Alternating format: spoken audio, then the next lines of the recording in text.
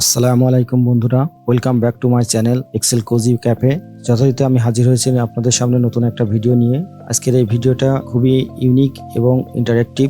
আপনারা জানেন, আমরা যারা এক্সেলে কাজ করি বেশিরভাগ সময় অনেক ইরর থাকে। তো সেই ইররগুলো আপনারা আমার এই ফাইলটাতে একটু খেয়াল করলে দেখবেন যে এখানে ডাটা না থাকার কারণে এরকম একটা ইরর আসছে। অনেক সময় হ্যাশ দিয়েই এফ এরকম আসে, ইরর থাকে। তো এখন আমার প্রশ্নটা হলো, আমি যদি সিম্পলি এখানে সাম করি কোনো জিনিসটা, সাধারণত এই ইররটা থাকার কারণে আমার এখানে এই ডাটাগুলো সাম হবে না। এই ইররটারে রিমুভ করার জন্য হয় আমাকে ওই ডাটাগুলো ফিল আপ করতে হবে, আদারওয়াইজ এই ডাটাটা কখনো সম্পূর্ণ হবে না। বেসিক্যালি আমরা যেটা করি, সাধারণত যদি আমি এখানে ডাটাটা বসাই তাহলে আমার এখান থেকে ইররটা অটোমেটিক্যালি চলে যাবে। ঠিক আছে, এখানে ফর্মুলাটা ছিল এইটা ভাগ এইটা। তো এখন দেখেন, আমি এই ফর্মুলাটা জাস্ট এখান থেকে ড্র্যাগ করে ছেড়ে দিলাম। এখানে ডাটা না থাকার কারণে এই জায়গাটাতে এরর আসছে। প্লিজ আপনারা একটু খেয়াল করেন যে এই পয়েন্টটাতে আপনার এখানে দেখেন এই যে এরর, ঠিক আছে। তো তারপরে এখানে খেয়াল করেন, এখানেও এরর আছে। এই যে একটু দেখাই, তো এই যে এরর। তো এই ধরনের এররটা আপনারা কিভাবে, ডাটা না বসায় কিভাবে আপনারা সাম করবেন, তো সেটাই আজকের টেকনিক। এটা খুবই একটা ইউনিক ফাংশন, সেটা হলো aggregate, that I already have mentioned in thumbnail. তো চলুন শুরু করা যাক আজকের tips and tricks. Aggregate, let's get started. যথারীতি ইকুয়াল AG দেওয়ার সাথে সাথে চলে আসলো এগ্রিগেট। এগ্রিগেটের আন্ডারে এখানে ফাংশন, সামের ফাংশন হলো 9। আপনারা যদি আমার আগে সাবটোটালের ভিডিওটা দেখে থাকেন, সেখানেও সেম সাবটোটালের আন্ডারে এইরকম ফাংশনগুলোই ছিল। তো যথারীতি আমি যেহেতু যোগ করব সামের ফাংশন 9, সাবটোটালের ক্ষেত্রেও 9 ছিল সামের ফাংশন, তো সেটাই দিলাম, কমা।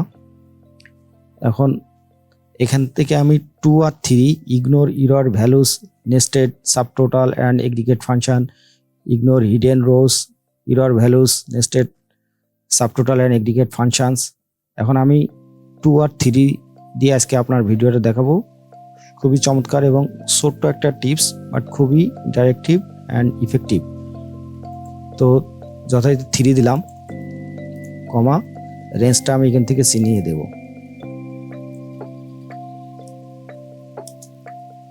দেখুন আমার এখানে কিন্তু সাম চলে আসছে।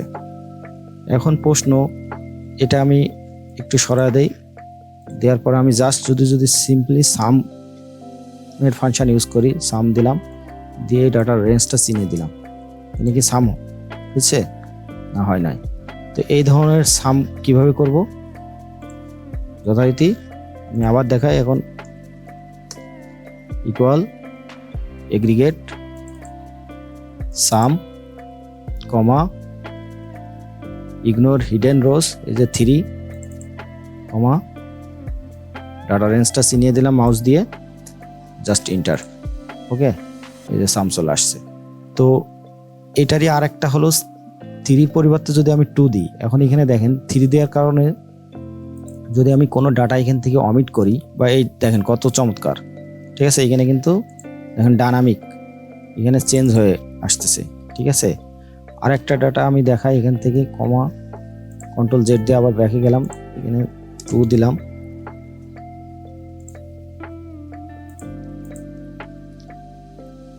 দেখুন ডাইনামিক। এখন এই 2 আর 3টা কি, যদি কোনো জায়গায় কোনো আপনার এখানে ডাটা ভিতরে সাবটোটাল করা থাকে, সাপোজ আমি আরেকটা শিটে দেখাই, এখানে আমার কিছু ডাটা আছে, এখানে এই যে এরকম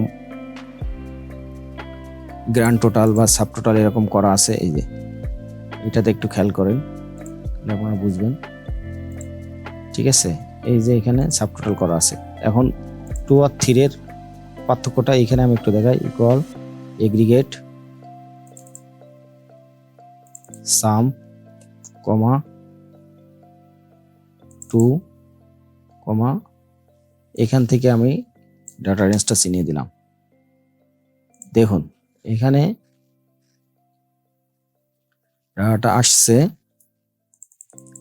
আর একটা দিই আমি, জাস্ট এটারে কপি পেস্ট দিয়ে 2 এর জায়গায় আমি 3 দিই। ঠিক আছে, তো এখানে দেখেন 2 আর 3 এর পার্থক্যটা কি হয়েছে। এইগুলো আমি যদি ম্যানুয়ালি এখন যোগ করি,